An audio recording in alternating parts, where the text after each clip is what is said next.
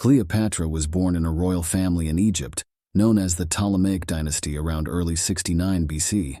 This family, originally from Greece, had been ruling Egypt for many years. Cleopatra's father, Ptolemy XII, was the king of Egypt, and her mother was possibly Cleopatra, the fifth Tryphena, the queen. Cleopatra had several brothers and sisters, and they all lived in a grand palace in the capital city of Alexandria. Alexandria was a magnificent city with towering pyramids and majestic sphinxes. It was also home to a famous library filled with countless books and a tall lighthouse that could be seen from miles away. Although Cleopatra was not just a princess, she grew up in an environment full of wonders. She was also a student, eager to learn and explore the world around her. In the Ptolemaic dynasty, the oldest daughter often became the queen, and Cleopatra knew from a young age that she would one day wear the crown. But she was also just a child, and she loved to play and laugh like any other child. Her early years were a mix of learning and preparing for her future role as queen. She watched her father rule Egypt and learned from him, observing how he made decisions and dealt with problems. She also learned about the people of Egypt, their language, and their customs. Cleopatra wanted to be a queen that the people could love and respect. Life in the royal palace of Alexandria was unlike that of most children. It was a place of learning, work, and power. Cleopatra had tutors who taught her many things, including how to read and write in Greek, the language of her family. But she also learned Egyptian, the language of the people she would one day rule. This was unusual, as most of the Ptolemies did not bother to learn the Egyptian language. However, Cleopatra wanted to understand and connect with her future subjects. Cleopatra's education went beyond languages. She learned about history, religion, mathematics, and science. She found Egypt's gods and goddesses to be particularly fascinating, and she adored learning about the rituals performed in their honor. This knowledge would be important in the future, as she would take on the role of a living goddess as queen. Living in the palace also meant learning about the rules of a kingdom. Cleopatra closely observed her father, King Ptolemy XII, and saw how he made decisions, dealt with people, and handled challenges. She learned about politics, making alliances, and the responsibilities of being a ruler. Despite the seriousness of her lessons and the weight of her future responsibilities, Cleopatra still found time for fun. She played games with her siblings in the palace gardens, running and laughing under the warm Egyptian sun. They would even pretend to be famous sailors, exploring the Nile in little boats on the palace's pool. Cleopatra's upbringing in the palace was far from ordinary. It was a mix of serious learning and royal responsibilities, but also filled with joy and play. Each day brought her closer to her destiny of becoming the queen she was born to be. As Cleopatra grew older, she knew that one day she would become queen. However, the path to the throne was not always easy. When she was still a young girl, her father had problems with the people of Egypt, and he had to leave for Rome to ask for help.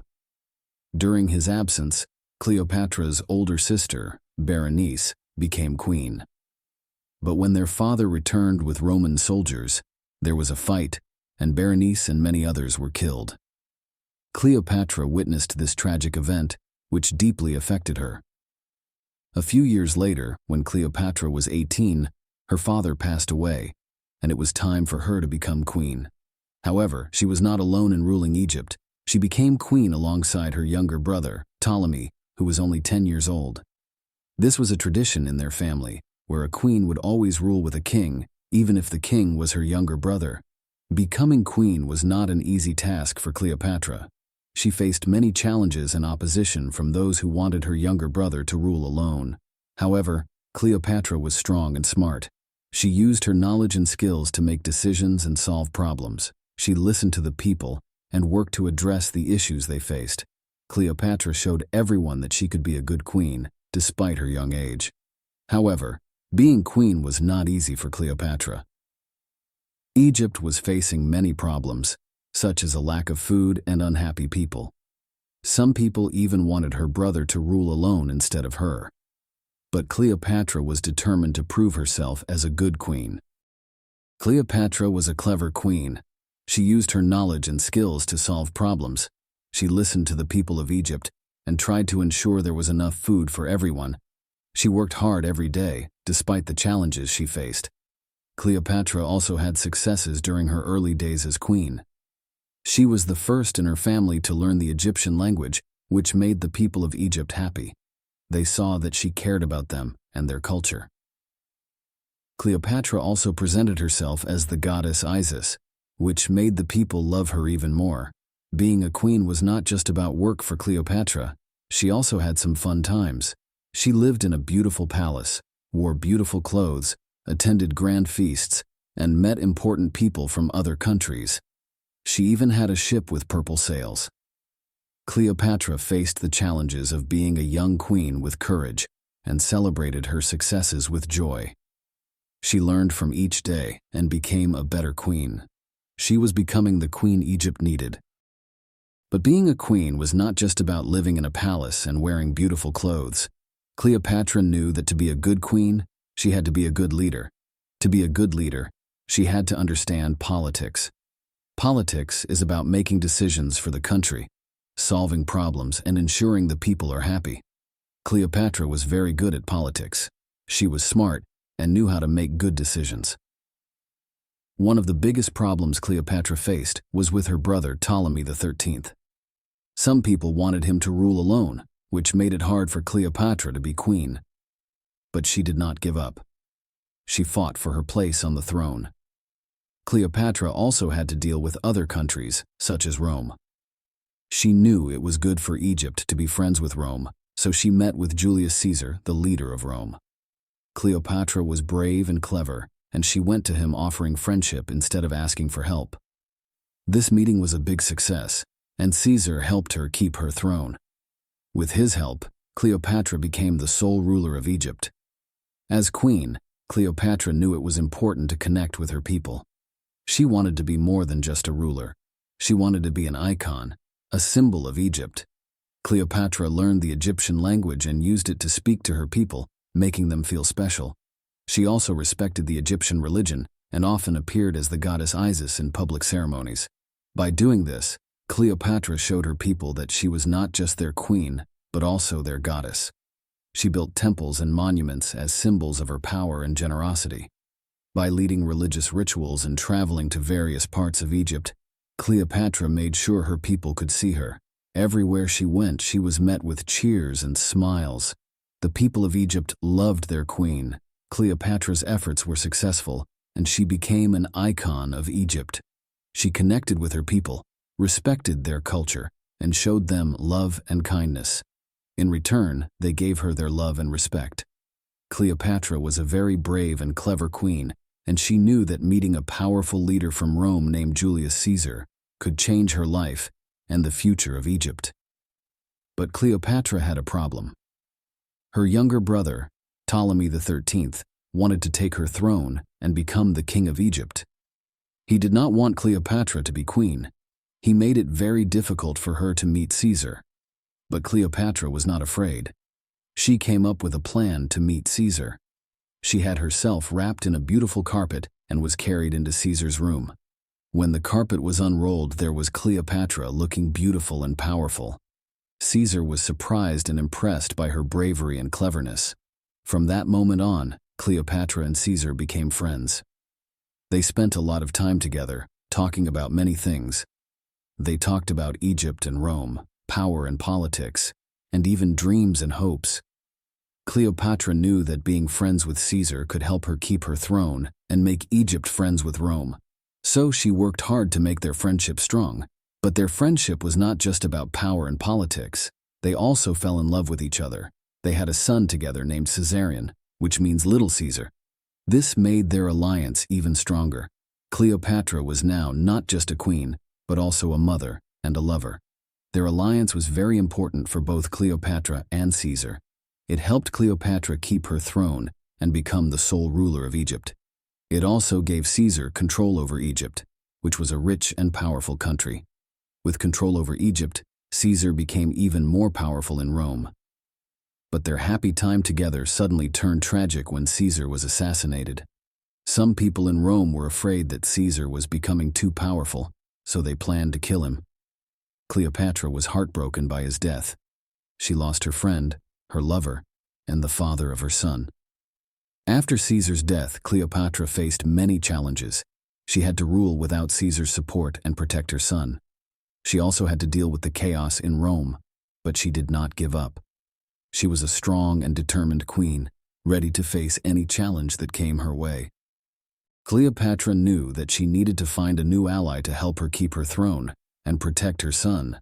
That's when she met Mark Antony, a Roman leader who was a friend of Julius Caesar. Cleopatra wanted to impress Antony, just like she had impressed Caesar. So, she sailed to a city called Tarsus, which is in modern-day Turkey, on a beautiful ship. The ship was decorated with gold and silver, and it smelled like sweet flowers. Cleopatra herself was dressed like the goddess Venus. Antony was amazed by Cleopatra's beauty, intelligence, and confidence. Her generosity and kindness also touched him. Cleopatra and Antony became friends and spent a lot of time together. They talked about many things, like Egypt, Rome, power, and politics. But their friendship was not just about those things. They also fell in love and had 3 children together. Their names were Alexander Helios, Cleopatra Selene II, and Ptolemy Philadelphus. Meeting Antony was good for Cleopatra because it gave her a new ally, more power, and, most importantly, hope for a better future. After falling in love, Cleopatra and Antony formed a powerful alliance. They ruled together and shared power. Antony even started to act like an Egyptian, wearing their clothes and following their customs. The people of Egypt loved Antony and saw him as one of their own. Cleopatra and Antony also had 2 sons and a daughter together, which showed their love and shared power. Their shared rule brought peace, stability, and prosperity to Egypt. The people of Egypt saw Cleopatra and Antony as their king and queen. They worked together as a team to create a better future for their children and their country. One important event during their rule was the donations of Alexandria, where Antony gave Cleopatra and their children lands and titles. This made them even more powerful and showed the world that Antony was not just a Roman leader, but also an Egyptian pharaoh. The story of Cleopatra and Antony is a story of friendship, love, power, and politics. It's also a story of hope, dreams, and teamwork. Cleopatra was not just a queen, but also a woman who knew how to love, dream, and hope for a better future. She knew how to share power and work together for the good of her family and her country. Cleopatra and Mark Antony ruled Egypt together and were very happy. However, there was a problem in Rome. There was a man named Octavian who wanted to be the sole ruler of Rome. He saw Antony as a threat and was not happy with him living in Egypt and ruling with Cleopatra. Octavian spread rumors about Antony, saying that he was not a true Roman and that he wanted to make someone else, not Octavian, the heir to Caesar. These rumors made the people of Rome angry at Antony. The tension between Antony and Octavian grew, and they argued and fought. Their friendship turned into a rivalry, and war became inevitable. Octavian declared war on Antony and Cleopatra, and this was the start of the Battle of Actium. The battle took place in Greece and was a battle for power and control. Antony and Cleopatra had a big fleet of ships and soldiers from Egypt and other eastern lands, while Octavian had a big fleet of ships and soldiers from Rome and other western lands. The battle was fierce and bloody, but something unexpected happened. Cleopatra's ship started to leave the battle and Antony followed her. This was a big mistake because without their leaders, Antony's soldiers lost hope and stopped fighting. Octavian's soldiers took advantage of this and attacked harder, ultimately winning the battle. This defeat marked the end of the Ptolemaic dynasty and the Roman Republic, and the beginning of the Roman Empire. After the Battle of Actium, Antony and Cleopatra returned to Egypt, sad and worried. They knew that Octavian would come after them, and they couldn't win against him.